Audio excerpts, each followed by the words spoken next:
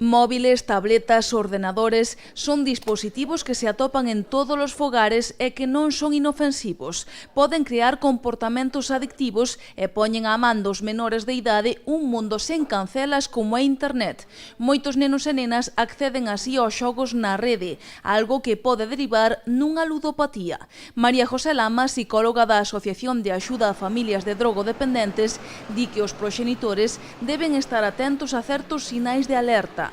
Se o neno dedica cada vez máis tempo ao xogo online, precisa estar conectado constantemente e se ailla, deixando de lado a familia e os amigos, pode que algo vaia mal. A estes síntomas poden engadirse outros, unha baixada no rendemento académico, que o neno este irritable e que pida diñeiro sen saber en que o gasta. Cando se dan todas estas circunstancias, hai que comezar a falar con el para saber que lle ocorre e, sobre todo, incide María José Lamas, a atender ás súas respostas. Previr é esencial. As novas tecnoloxías trouxeron consigo novos entornos e somos os adultos os que debemos guiar aos menores nesta nova realidade.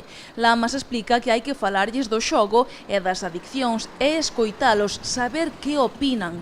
Tamén recalca que a publicidade vai en contra, xa que os personaxes que promocionan este tipo de prácticas soen ser deportistas e famosos que os rapaces queren imitar. Por iso, María José Lamas afirma que se deben promover os valores e o pensamento crítico dos rapaces. Se aínda así hai sospeitas de que un menor puidera caer nas redes das adiccións sen sustancia, debe actuarse canto antes para axudarlle a saír.